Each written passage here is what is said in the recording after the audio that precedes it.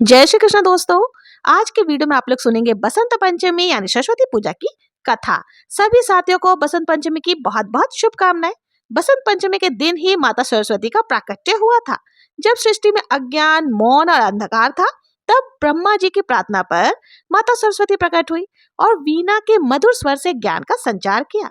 मनुष्य को वाणी, लेखन, संगीत और विवेक प्रदान किया। बसंत ऋतु स्वयं नवजीवन, नई ऊर्जा और सृजन का प्रतीक है। इसलिए इस दिन ज्ञान की देवी माता सरस्वती की पूजा आराधना की जाती है। आइए श्रवण करते हैं एक ऐसी कथा की, एक ऐसे गांव की जहां की मिट्टी की सौंधी खुशबू हवा में घुली रहती थी और सूरज की किरणें हर सुबह एक नई उम्मीद लेकर आती थी। मगर कभी कभी इन्हीं किरणों के साथ घोर निराशा भी उतर आती थी किसी के आंचल में। हमारी यह कथा उसी निराशा और असीम श्रद्धा से उपजी अद्भुत आशा की है। गांव का नाम था सरस्वतीपुर। नाम से ही पवित्रता और ज्ञान का आभास होता है।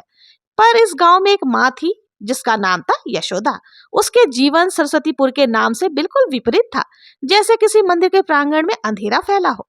यशोदा एक साधारण सीधी सादी महिला थी जिसका जीवन दुखों से भरा हुआ था। पति का समय देहांत हो गया था और जीवन का एकमात्र सहारा था उनका नन्हा सा बेटा गोपाल, जिसका नाम तो कृष्ण के नाम पर था। उसकी नियति में एक ऐसा अभिशाप लिखा था जो हर पल यशोदा के हृदय को छलनी करता था। गोपाल जन्म से ही गूंगा था। हाय रे किस्मत, कैसी अभागन है तू यशोदा।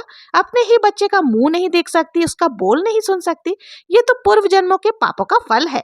कैसा दुर्भाग्य है, एक तो पति नहीं, ऊपर से ऐसा मोहन बेटा। कौन जाने किस घड़ी में इस बच्चे को भगवान ने जन्म दिया होगा। गांव की औरतें, जिनका जीवन दूसरों के सुख दुख पर टिप्पणी करने में ही गुजरता था, अक्सर यशोदा को ऐसे ताने दे दिया करती थी। ये शब्द तीर की तरह यशोदा के दिल में उतर जाते थे। हर चुभन के साथ उसकी आंखों से गंगा जमुना बह निकलती थी। वो सोचती, क्या सचमुच मैं इतनी पापी, इतनी अभागन हूँ? क्या मेरे गोपाल का कोई दोष नहीं? वो तो अभी अबूझ है, फिर क्यों उसके हिस्से में यह मूर्खता आई? गोपाल, हाँ गोपाल, उसका सुंदर शांत मुखमंडल, उसकी बड़ी बड़ी काली आंखें जिनमें अक्सर एक सवालिया निशान तैरता रहता था। वो अपनी माँ को देखता जब वो गांव की औरतें के तीखे बोल सुनकर फूट फूट कर रोती थी। नन्हा गोपाल, जिसे बोलना नहीं आता था, वो अपनी माँ के आंचल में मुंह छुपाकर अपनी छोटी छोटी उंगलियों से उसके आंसू पोंछने की कोशिश करता था। माँ, ये एक शब्द था जो यशोदा अपने बेटे के मुख से सुनने के लिए तरसती रहती थी। पर गोपाल बस इशारों में ही अपनी माँ से बातें कहता। उसकी आंखें, उसका निश्चल स्पर्श, यही उसके शब्द थे जो यशोदा के हृदय की गहराइयों तक पहुंचते थे। यशोदा के लिए गोपाल केवल बेटा नहीं था, वो उसका जीवन था।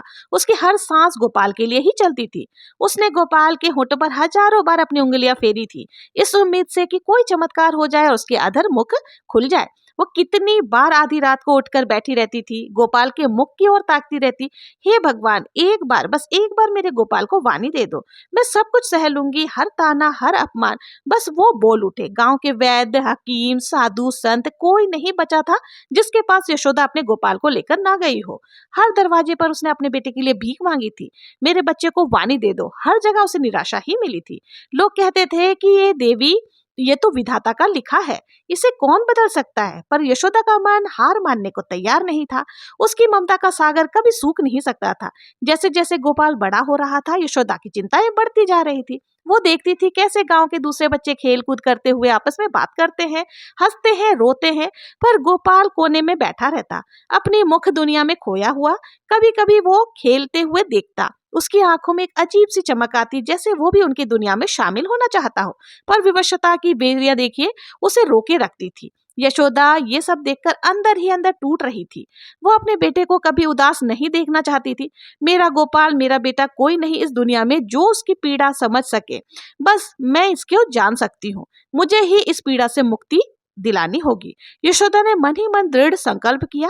और गांव के एक पुरानी मान्यता थी, कहते थे कि बसंत पंचमी के दिन विद्या की देवी माता सरस्वती का आशीर्वाद सबसे अधिक प्रभावी होता है। अगर कोई माँ बच्चे के लिए सच्चे मन से, अटूट श्रद्धा से बसंत पंचमी के दिन माता सरस्वती का मौन व्रत रखे, यानी उस दिन किसी से बात ना करे, केवल अपने मन में देवी का स्मरण करती रहे, तो उसकी हर इच्छा अवश्य ही पूर्ण होती है। यह व्रत बहुत कठिन माना जाता था, क्योंकि पूरे दिन किसी भी परिस्थिति में मुख से एक भी शब्द नहीं निकालना था। गांव की कुछ वृद्ध महिलाओं ने यशोदा को इस व्रत के बारे में बताया, पर बेटी, ये व्रत बहुत कठिन है, तू तो अकेली है, गोपाल को भी देखना होता है, कैसे करेगी? एक पड़ोसन ने चिंता व्यक्त की थी। यशोदा ने गहरी सांस ली, काकी, मेरे गोपाल के लिए मैं आग पर भी चल सकती हूँ, ये तो बस मौन व्रत है, मैं सब कर लूंगी। फिर वो दिन भी आ गया जब बसंत पंचमी का पावन पर्व आया। सुबह की पहली किरण फूटने से पहले ही यशोदा उठ गई थी। मन में एक अदम्य शक्ति का संचार हो रहा था। गांव का मंदिर जहाँ सरस्वती की प्रतिमा थी, फूल और पीले वस्त्रों से सजाया गया था। वातावरण में धूप और अगरबत्ती की सुगंध घुल रही थी। हर और बसंत का उल्लास था, पर यशोदा के मन में गंभीर संकल्प की शांति थी। उसने स्नान किया, पीले वस्त्र धारण किए और माता सरस्वती का ही रूप धारण कर लिया हो ऐसी दिख रही थी। गोपाल अपनी माँ को इतनी सुबह तैयार होते देखकर उसकी ओर टक टक देख रहा था। यशोदा ने उसे अपने बाहों में भरा, माथा चूमा, आंखों ही आंखों में उसे समझाया कि आज वो कुछ नहीं बोलेगी। गोपाल अपने मुख समझ से अपनी माँ के इस मौन को स्वीकार कर रहा था। उसके छोटे से हृदय में भी एक नई आशा का संचार हो रहा था। उसने अपने माँ के गाल पर हाथ रखकर इशारे से पूछा, सब ठीक हो जाएगा ना माँ? यशोदा ने बस मुस्कुराकर सिर हिला दिया। उसकी आंखों में एक विश्वास की लौ जगमगा रही थी। मंदिर में पूजा शुरू हुई। यशोदा सबसे पीछे एक कोने में जाकर बैठ गई। उसने अपने हाथ जोड़े और अपनी आंखें मूंद ली। उसके कानों में गांव वाले की बातें आ रही थी। अरे यशोदा, तो आज मौन व्रत पर है। देवी देखे, अगर इसका व्रत सफल हो जाए तो गोपाल की वाणी आ जाए। असंभव विधाता के विधान को कोई कैसे बदल सकता है? पर यशोदा ने किसी बात पर ध्यान नहीं दिया। उसका मन, उसके चित्त, सब कुछ बस माता सरस्वती के चरणों में लीन था। उसका मौन केवल होठों का मौन नहीं था, वो उसके अंतर और आत्मा का मौन था। एक ऐसी तपस्या जिसने उसके अपने सारे विचार, सारी इच्छाएं एक बिंदु पर केंद्रित कर दी थी। मेरे गोपाल की वाणी, हे माँ शारदे, हे वीणा वादिनी, मेरे बच्चे को बोलने की शक्ति दे दो। उसका बचपन मूर्खता के अंधकार में ना बीत जाए। दिन चढ़ता गया। सूर्य आकाश में अपनी पूरी आभा बिखेर रहा था। गांव में बसंत पंचमी के गूंज रहे थे। बच्चे पतंग उड़ा रहे थे। घरों में पीले पीले पकवान बन रहे थे। पर यशोदा मंदिर के कोने में बैठकर पत्थर की मूरत बन गई थी। प्यास लगी पर पानी नहीं पिया, भूख लगी पर अन्न का एक दाना ग्रहण नहीं किया। कभी कभी उसका मन विचलित होता था, क्या सचमुच ऐसा हो सकता है? क्या मेरी यह तपस्या फल देगी?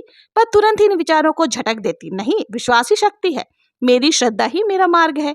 गोपाल पूरे दिन अपनी माँ के साथ ही रहा। वो अपनी माँ को मौन व्रत को समझ रहा था। उसने भी आज अपनी माँ को कोई बात कहने की कोशिश नहीं की। वो बस उसके पास बैठकर अपनी नन्ही आंखों से अपनी माँ की अदम्य इच्छा शक्ति को देखता रहा। जब यशोदा की आंखें बंद होती तो वो धीमे से उसके गाल पर अपना हाथ फेरता। यशोदा की पलकें खुलती तो वो उसे देखकर बस धीमा सा मुस्कुरा देता। ये उनकी मुख भाषा थी, जो शब्द से कहीं अधिक गहरी थी। शाम ढलने लगी। मंदिर में आरती का समय हो गया। शंख और घंटियों की मधुर ध्वनि से पूरा गांव गुंजायमान हो उठा। आरती के बाद पंडू ने प्रसाद बांटा। यशोदा ने प्रसाद ग्रहण किया। उसके मुख से एक शब्द भी नहीं निकला, पर उसकी आंखों से कृतज्ञता के आंसू बह रहे थे। उसका व्रत पूर्ण हो गया था। अब बस इंतजार था देवी के आशीर्वाद का। दिन बीतते गए। सप्ताह, महीना। यशोदा ने गोपाल के गांव के एक छोटे से स्कूल में दाखिला दिलवाया। उसके पास भले ही पैसे नहीं थे, पर मन में दृढ़ संकल्प था कि वो अपने बेटे को पढ़ाएगी जरूर, ताकि वो अपनी जिंदगी में आगे बढ़ सके। भले ही वो बोल ना पाए। स्कूल का पहला दिन गोपाल डर रहा था। वो अपनी माँ का आंचल पकड़े हुए था। यशोदा ने उसे दिलासा दिलाया, बेटा डरना नहीं, माँ हमेशा तेरे साथ है। यह शब्द हाँ की उसने बोले नहीं थे, पर गोपाल ने उन्हें अपनी माँ की आंखों में पढ़ लिया था। गोपाल स्कूल जाने लगा। वो एक होशियार बच्चा था। भले ही बोल नहीं पाता था, पर उसकी ग्रहण शक्ति कमाल की थी। वो सब कुछ बहुत जल्दी सीख लेता था। अध्यापक भी उसके लगन से प्रभावित थे। वो इशारों में ही सवालों के जवाब दे देता था। यशोदा रोज स्कूल के बाहर खड़ी होकर अपने बेटे को देखती थी। उसकी आंखें हर पल गोपाल को टिकटिकी लगाए देखती रहती। एक दिन स्कूल में बसंत उत्सव का आयोजन किया गया। बच्चों के मंच पर आकर कविताएं सुनानी थी, गीत गाने थे, कोई नाटिका प्रस्तुत करनी थी। गांव के सभी लोग आमंत्रित थे। यशोदा भी वहां पहुंची। वो सबसे पीछे पैरों की ओट में खड़ी थी, ताकि किसी को उसकी उपस्थिति का एहसास ना हो। उसे पता था कि गोपाल बोल नहीं सकता, फिर भी वो एक माँ के रूप में उसे देखने आई थी। शायद उसे यह उम्मीद थी कि आज वो अपने बेटे को मुस्कुराते हुए देखेगी। मंच पर एक एक करके बच्चे आ रहे थे। कोई ज्ञान पर कविता सुना रहा था, कोई देशभक्ति पर गान गा रहा था।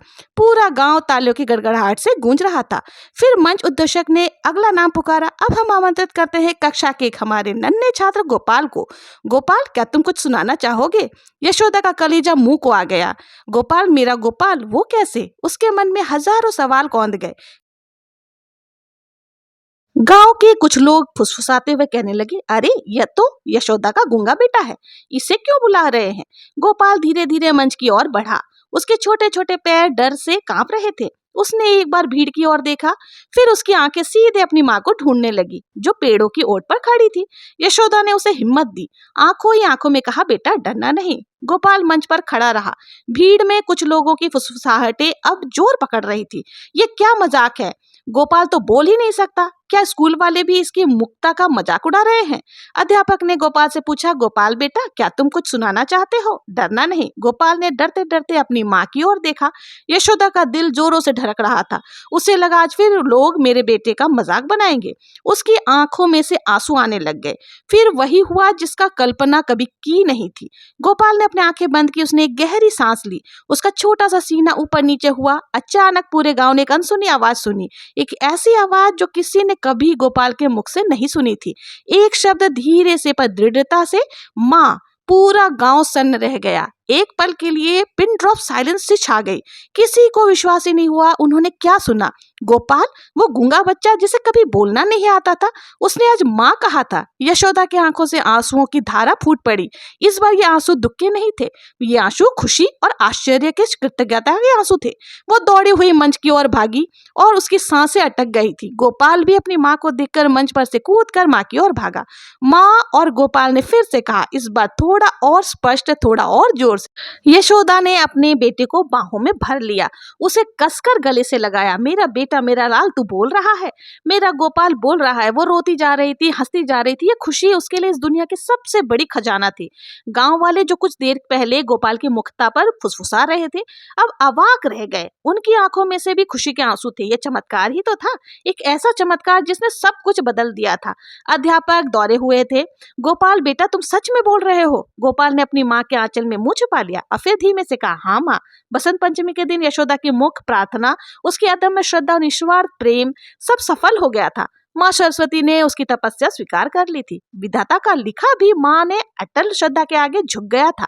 उस दिन के बाद गोपाल का जीवन पूरी तरह बदल गया। वो स्कूल में सबसे बात करता, खेलता, हंसता। उसका माँ शब्द उसका पहला और सबसे प्यारा शब्द बन गया था। वो हर पल अपनी माँ को माँ कहकर पुकारता और यशोदा का हृदय हर बार उसकी पुकार से आनंदित हो उठता। गांव वाले भी अब यशोदा का ताना नहीं देते थे, वे उसे देवी के समान मानते थे। उसकी श्रद्धा की कथा पूरे गांव में फैल गई थी। वो कहते थे, यशोदा की तपस्या ने तो पत्थर को भी पिघला दिया। माँ सरस्वती ने साक्षात दर्शन दिए हैं उसे। यशोदा ने कभी अपने विश्वास को नहीं छोड़ा था। उसके निस्वार्थ श्रद्धा और त्याग ने असंभव को भी संभव बना दिया था। उसने साबित कर दिया था कि माँ का प्रेम और ईश्वर पर अटूट विश्वास, आस्था दुनिया की हर मुश्किल को पार कर सकती है। गोपाल की खिलखिलाती आवाज अब उसके जीवन का सबसे मधुर संगीत बन गई थी। हर बार जब गोपाल माँ कहता, यशोदा को लगता जैसे स्वयं माता सरस्वती उसके कानों में अमृत घोल रही हो। ये कथा केवल एक बेटे की वाणी वापसी की नहीं थी, ये एक माँ की अटूट श्रद्धा, प्रेम और त्याग की अमर गाथा थी, जिसने मानवता को सिखाया कि विश्वास हो तो हर असंभव कार्य भी संभव हो सकता है। हर मौन प्रार्थना का फल अवश्य ही मिलता है।